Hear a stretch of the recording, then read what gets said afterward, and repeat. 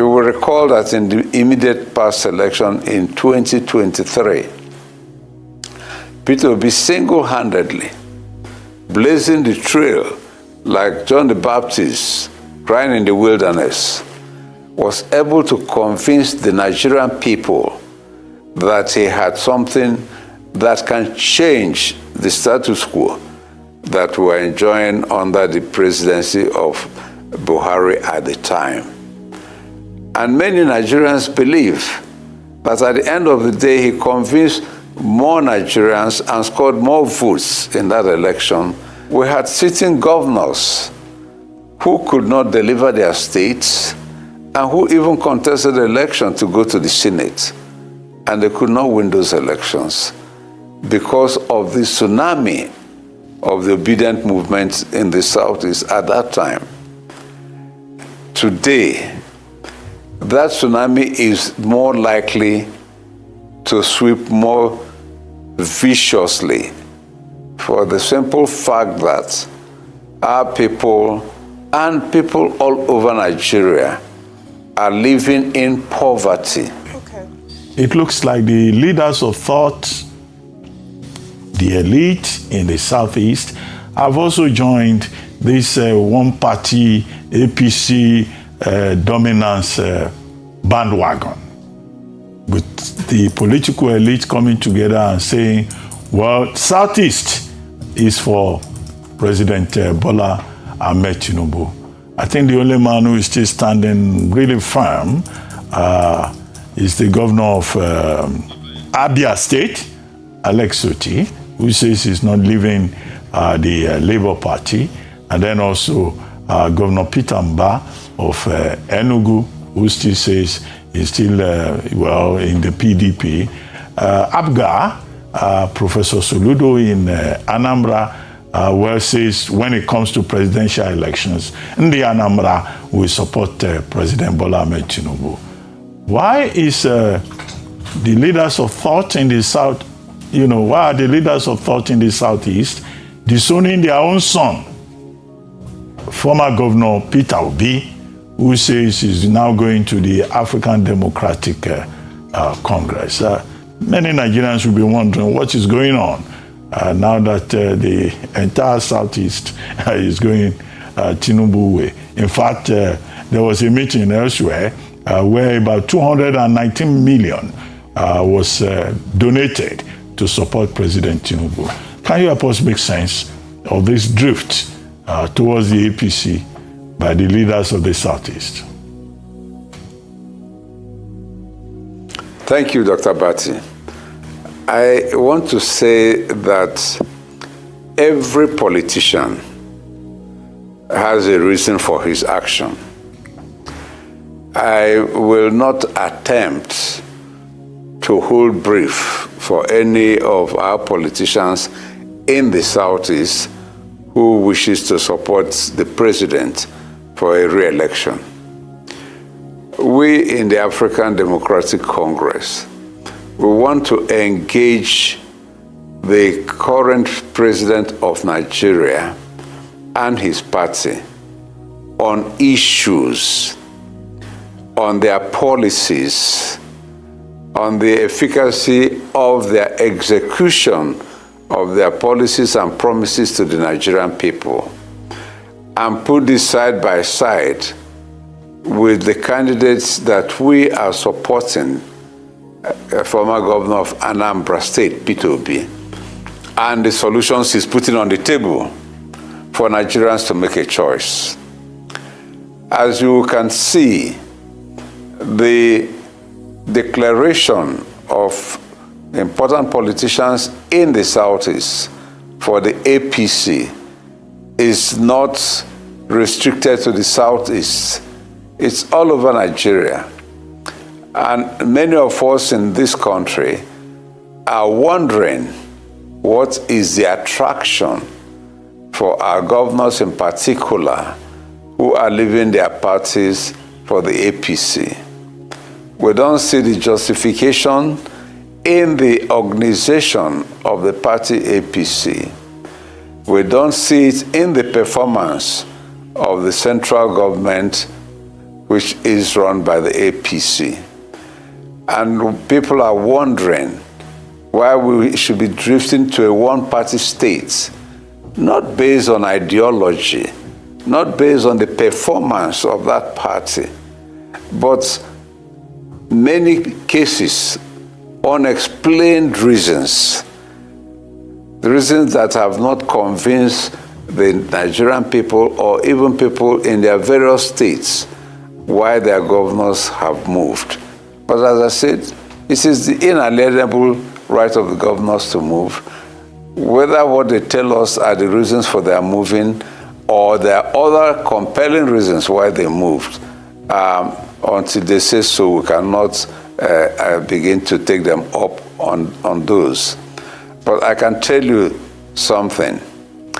In the Southeast, our people have learned to follow their conscience when it comes to voting in a general election. You will recall that in the immediate past election in 2023, Peter Obi single-handedly blazing the trail like John the Baptist crying in the wilderness, was able to convince the Nigerian people that he had something that can change the status quo that we were enjoying under the presidency of Buhari at the time. And many Nigerians believe that at the end of the day, he convinced more Nigerians and scored more votes in that election, but he was not declared the winner. And we have, after the court processes, accepted the results as declared. But what I want to emphasize is that in the Southeast, we had sitting governors who could not deliver their states and who even contested the election to go to the Senate. And they could not win those elections because of the tsunami of the obedient movement in the Southeast at that time. Today, that tsunami is more likely to sweep more viciously for the simple fact that our people and people all over Nigeria are living in poverty. Okay. Poverty that is increasing in exponential proportion. They're living in hunger. Okay, Your Excellency. They're suffering massive unemployment.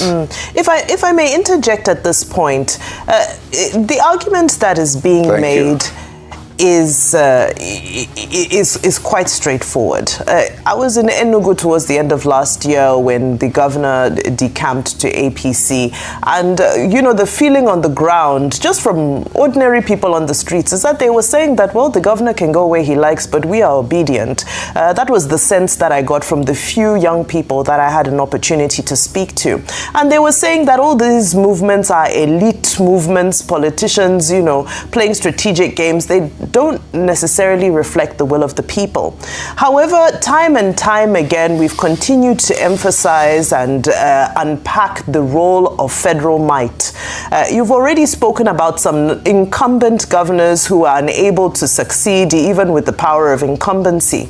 But this time around, we see a more concentrated use of what we might call federal might to try and sweep the Southeast, even though it was a landslide for Peter Obi in 2023. What impact do you think this shifting of governors, shifting allegiance to align with the federal might will make? Is it impossible that it will have an impact? And is the Peter Obi factor of 2023, does it still have the same impact and the same euphoria that it carried just 3 years ago? Well, two reasons I will give you, Zainab. Number one is that APC... Can you hear me? Yes, go ahead. Vimbaye is my name. Okay. Okay, Zimbaye, I'm sorry. I pronounced it wrongly. Now, if you go to Enugu State, let me start from where I come from. APC has not been a popular party in our state. PDP was. And before the 2023 election, PDP had won all the councillorship elections in our state since the party was formed. All the local government chambership election, all the state assembly elections, all the House of Representative elections, all the senatorial elections, all the governorship elections, and has cast majority votes for every presidential candidate of PDP in Nigeria. That was how powerful PDP was in Enugu State. But come 2023, and APC had a candidate for governorship in our state. The candidate in the entire state scored 14,000 votes. That was how unpopular it was. And it was not helped by the tsunami that even that popularity that PDP had was swept over by the obedient tsunami. You know?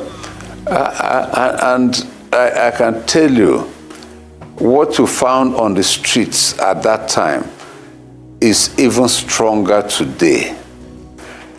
People cannot find justification why important politicians are declaring for APC. Okay. If they can, they will join freely, happily. Okay.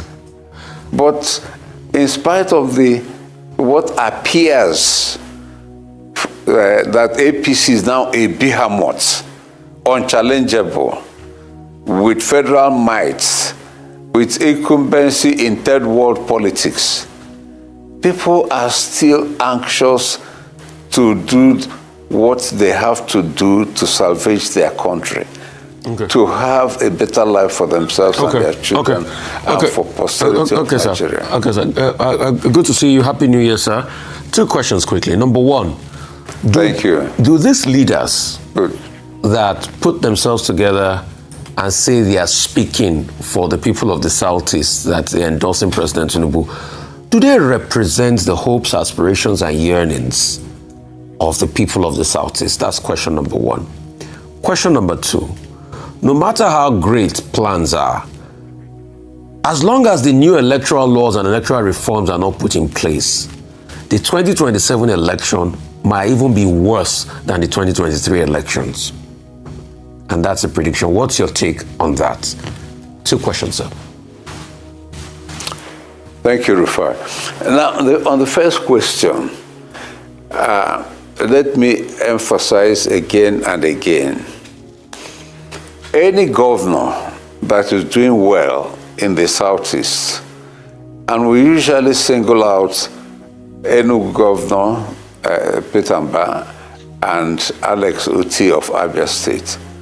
Any governor that is doing well, under normal circumstances, and with a free and fair election, will normally get a second term.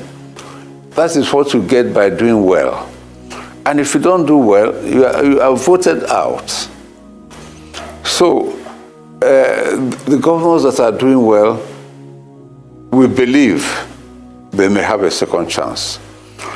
But when it comes to the presidential election, I doubt that those people that will vote in their governor that is doing well will vote in APC presidential candidates. Because when it comes to that, these our leaders are not speaking the mind of our people. I can tell you that for certain. And it is an information you can gather on the streets, in the marketplace, anywhere you go. That is the natural feeling of the people.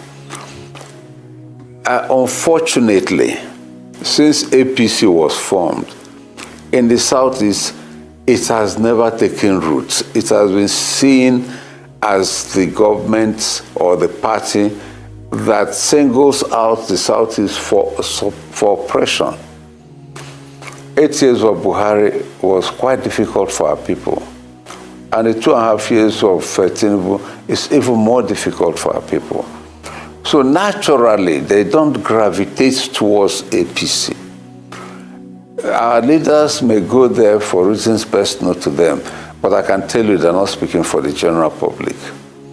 Now, when you come to the second question, it is a matter for all of us, both to put pressure on the National Assembly to make sure that the electoral reforms that will come out in the new bill meets our expectations, and that in the implementation, we will all open our eyes and defend our votes according to the Constitution and the electoral laws. Absolutely. Nobody is going to come to do it for us from outer space.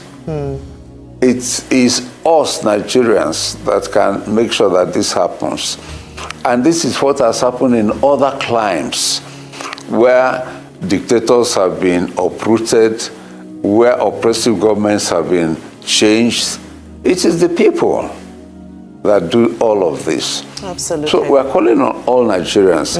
If we're all saying that we're living under extreme hardship in this administration, all hands must be on deck to make sure we have a better government coming in 2027. That's it. That's it. On that profound note, of course, we continue to advocate to ensure that 2027, the vote is defended and the will of the people is reflected. We thank you so much for your time, former Governor of Enugu State.